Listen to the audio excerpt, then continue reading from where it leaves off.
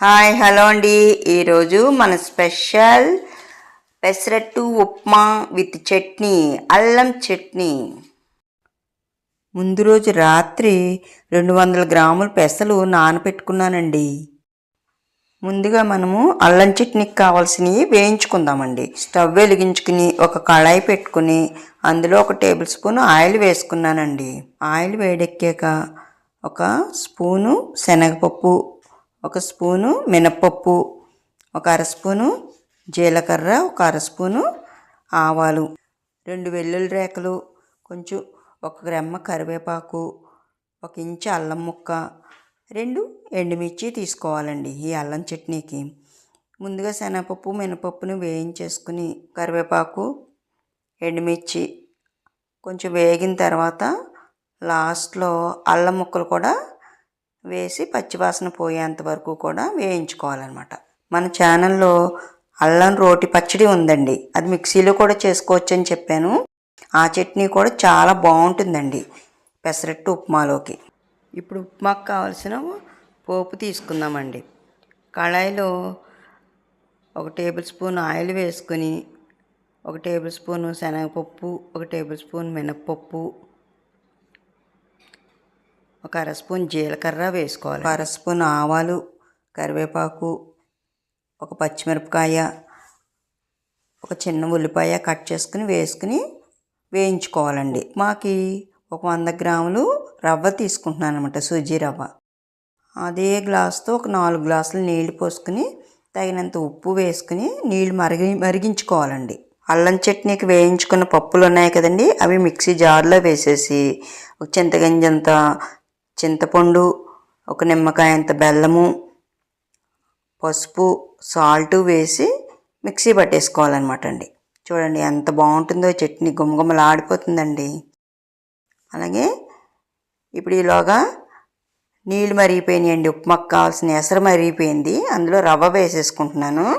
రవ్వ వేసుకుని బాగా కలుపుకోవాలండి, ఉండలు లేకుండా అడుగంటకుండా కలిపేసుకుంటే మనకి కలుపుకుని చక్కగా మూత పెట్టేసుకుని 2 నిమిషాలు అలా వదిలేస్తే రెడీ అయిపోయిందండి ఉప్మా.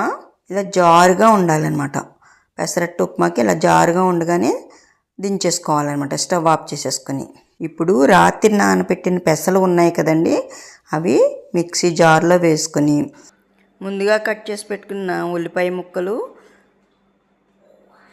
4 పచ్చిమిరపకాయలు, చిన్న అల్లం ముక్క, జీలకర్ర వేసుకుని మిక్సీ పట్టుకోవాలండి. పచ్చిమిర్చి మీకు కావాల్సిన విధంగా వేసుకోవచ్చండి, ఎందుకంటే కొంచెం కారం తినేవాళ్ళు ఉంటారు, తినని వాళ్ళు ఉంటారు.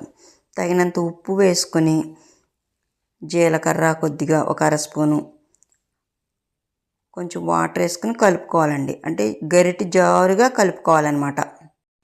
మనకు పెసరట్లు వేయడానికి పెసరపిండి కూడా రెడీ అయిపోయింది. ఇప్పుడు పెసరట్లు వేసేసుకుందామండి వేడి వేడిగా. నెయ్యి అండి, నేతితో వేస్తున్నాను. పెసరట్టు చాలా చాలా టేస్టీగా చాలా బాగుంటుంది.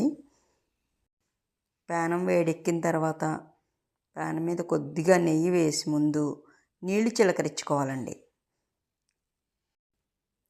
ఇలా చిలకరించుకోవడం ద్వారా పెసరట్టు కానివ్వండి, దోశ కానివ్వండి చాలా బాగా వస్తాయి అన్నమాట. ఇదిగోండి పెసరట్టు వేసేస్తున్నాను. చూడండి చాలా బాగా వస్తాయండి పెసరట్లు కూడా, పల్చగా వస్తాయి. ఈ పెసల్లో 1 స్పూన్ బియ్యం కూడా వేసుకోవచ్చును, కానీ నేను వేయలేదు. అలా వేసినా కూడా క్రిస్పీగా బాగుంటాయి అన్నమాట. ఇలా వేసుకున్న పెసరట్టు చుట్టూ ఎర్జిన నెయ్యి వేసుకొని మధ్యలోనూ దోరగా కాలనివ్వాలండి.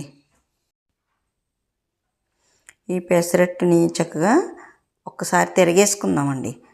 తిరగేసుకుంటే ఎలా కాలిందో తెలుస్తుంది అనమాట మనకి. ఇప్పుడు తిరగేసుకున్న తర్వాత కొంచెం నెయ్యి వేసుకున్నానండి. మళ్ళీని నెయ్యి వేసుకొని ఒకసారి తిప్పేసుకొని ఇప్పుడు మళ్ళీ ఉప్మా పెట్టేసుకుంటున్నాను అనమాట.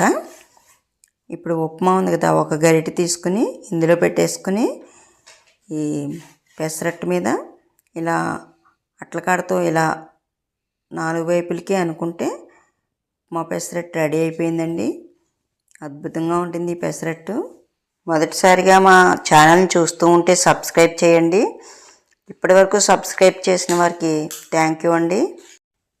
ఈ పెసరట్టు హోటల్ స్టైల్లో చాలా బాగుంటుందండి అల్లం చట్నీతో తింటే. మీకు నచ్చితే లైక్ చేయండి, షేర్ చేయండి, కామెంట్ చేయండి, సబ్స్క్రైబ్ చేయండి. 200 గ్రాముల పెసలకి 100 గ్రాముల సుజీరా ఉప్మాకి 2 పెసరట్లు తింటే గనక నలుగురికి ఈ టిఫిన్ సరిపోతుందండి.